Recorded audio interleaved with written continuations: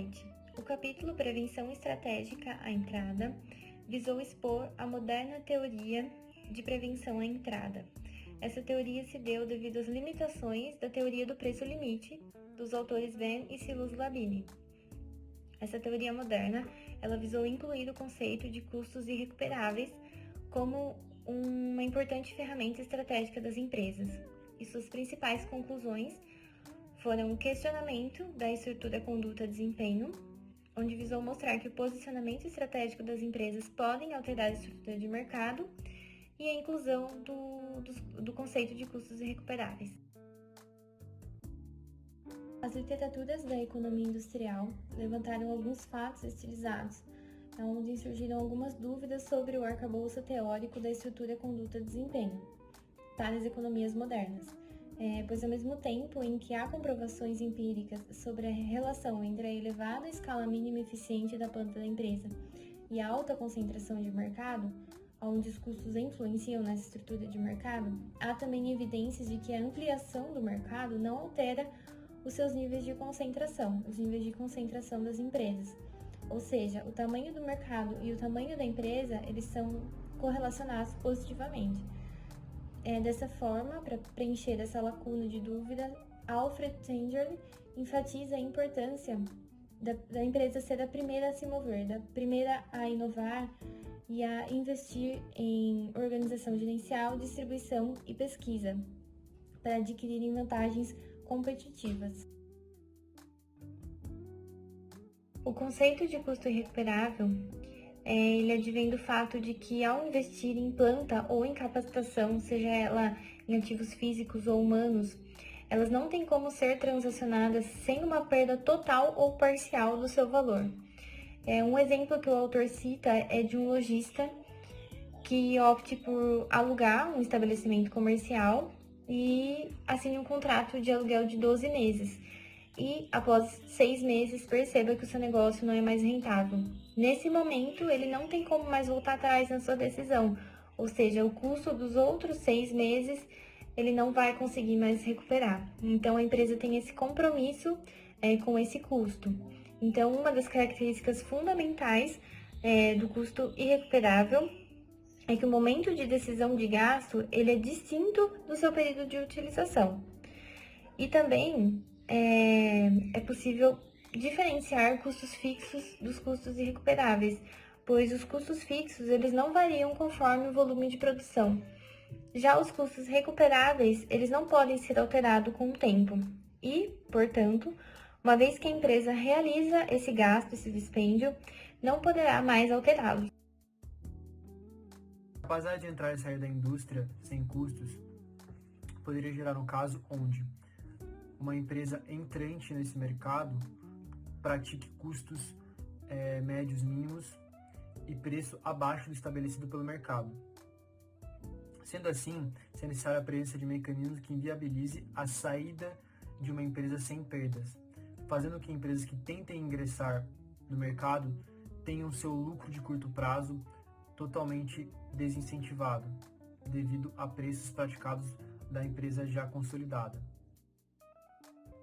Imaginemos uma situação onde uma empresa já consolidada, a empresa 1, tenha sua receita igual ao custo marginal, ou seja, maximizando o seu lucro por não ter tantos concorrentes. A empresa 2 que quer entrar nesse segmento vê essa diferença entre o preço de mercado praticado no mercado da empresa e o custo, e vê essa diferença e vê uma oportunidade de entrar no setor, praticando preços entre esses dois preços, preço de custo e preço de mercado. Essa empresa pratica um preço nessa diferença. Sendo assim, a empresa 1 tem duas alternativas. A primeira alternativa é deixar de ter lucro no curto prazo, praticando preços abaixo, com preços que ficam inviável para a empresa 2, fazendo com que a empresa seja totalmente comprometida no curto prazo, e por ter devidos custos altos de entrada, tanto com trabalhadores e máquinas e equipamentos, seria desincentivada a entrar. Ou a empresa 1 pode optar em manter o lucro normalmente, praticando preços relativamente altos e deixando o outro concorrente entrar, no caso a empresa 2. O postulário de Silas forma uma hipótese comportamental questionável. Um dos problemas do postulado está em destituir os concorrentes em potencial da possibilidade de agir por conta própria, forçando-os a adotar posição passiva de seguidores. Somente em situações muito especiais isso ocorreria. Isso pode ser exemplificado pelo modelo de liderança de preços. Naquela situação, é razoável pensar que as empresas da margem se adaptarão às decisões tomadas pelo líder por haver assimetria nos custos. Isso não parece muito plausível, contudo, quando as concorrentes são empresas grandes com custos simétricos aos das empresas estabelecidas. Seria esperado que a decisão de entrada não fosse tomada por uma regra que não assegura, em qualquer nível, que o comportamento será ótimo. Não se pode, portanto, falar de um equilíbrio de Nash. Fica evidente que a fraqueza do postulário de Silas, quando a empresa estabelecida se confronta com um pequeno número de grandes empresas potenciais entrantes. É, por consequente, mais plausível adotar a hipótese de igualdade de condições após a entrada com respeito ao processo decisório. O modelo de Nash-Dixon de 1980, assim como a seção anterior, parte de uma situação em que existe uma empresa estabelecida e uma empresa entrante. Tratando, portanto, de um duopólio. Existem apenas dois períodos em questão, o período 0, anterior à entrada, e o período 1, posterior à entrada. A função custos apresenta uma pequena alteração. Em vez de se dividir em custo fixo e custo variável, o modelo apresenta três tipos de custos: o custo fixo, o custo da capacidade instalada e o custo de produção. O modelo Dixon é um modelo de competição monopolística e tem sido usado em muitos subcampos da economia, incluindo macroeconomia, geografia econômica e teoria do comércio internacional. O modelo busca formalizar a preferência dos consumidores pela variedade de produtos, usando o típico cis-função. Tentativas anteriores de fornecer um modelo que levasse em consideração a preferência de variedade eram indiretos e não forneceram uma forma facilmente interpretável e utilizável para os estudos adicionais. O modelo afirma que a preferência de variedade já é inerente ao pressuposto de preferências monotônicas, já que um consumidor com tais preferências prefere ter uma média de quaisquer dois pacotes de bens em vez de extremos. O modelo de Dixon propõe três extensões. A primeira, a empresa entrante ela adquire o papel de líder logo após ingressar no mercado. Na segunda, os custos marginais de produção aumentam cada vez mais. E na terceira, a concorrência por preços de Bertrand ocorre logo após o ingresso no mercado. Essa terceira é mais enfatizada no capítulo, já que, através dela, é possível identificar o investimento que a empresa já estabelecida realiza ao perceber o movimento de entrada de uma nova concorrente.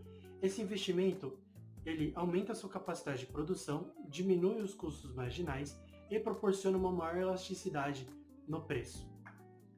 Quando esse investimento é realizado, a nova empresa pode adotar três posturas perante a empresa ingressante. Na primeira, ela pode não alterar sua produção ou não alterar seus preços, aceitando o ingresso dessa empresa no mercado, sendo assim, ela acaba gerando uma situação de equilíbrio no mercado, ou ela pode realizar uma concorrência por quantidade e por preço. Uma concorrência por quantidades, a empresa ingressante tentará produzir mais do que a já estabelecida. Porém, como a estabelecida realizou esse investimento, ela não vai conseguir.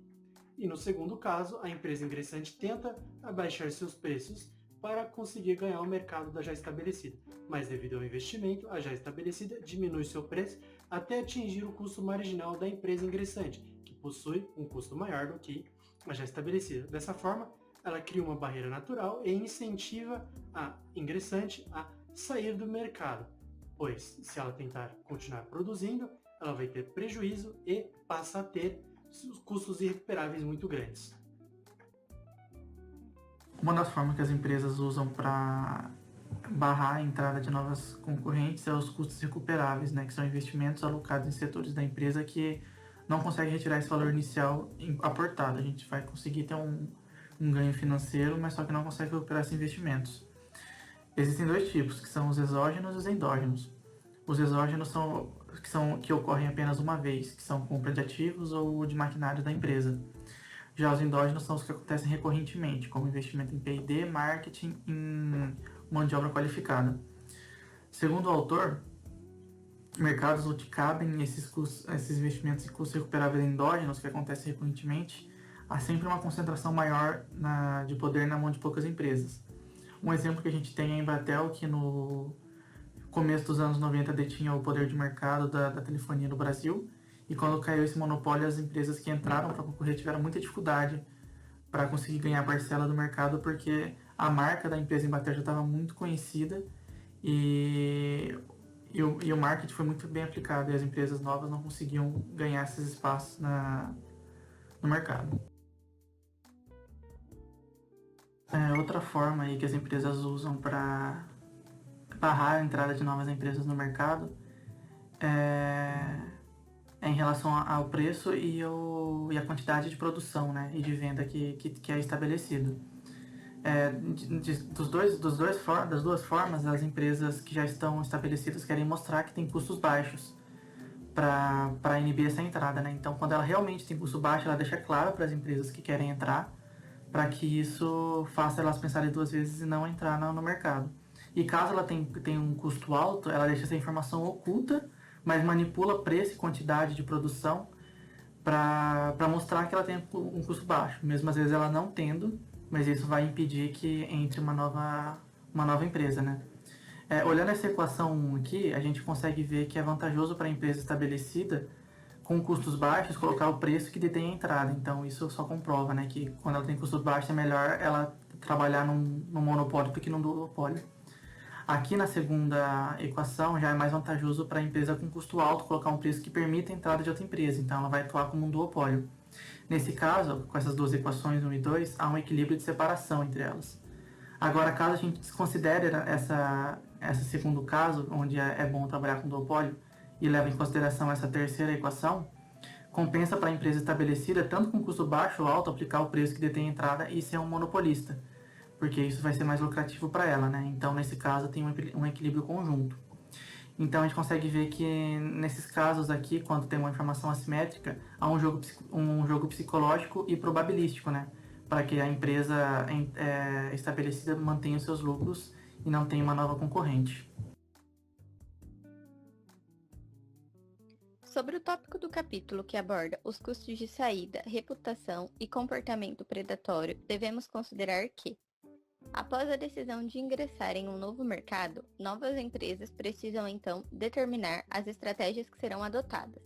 Devemos considerar que para que uma empresa tome a decisão de ingressar em um novo mercado, a mesma possui expectativas de lucro positivo.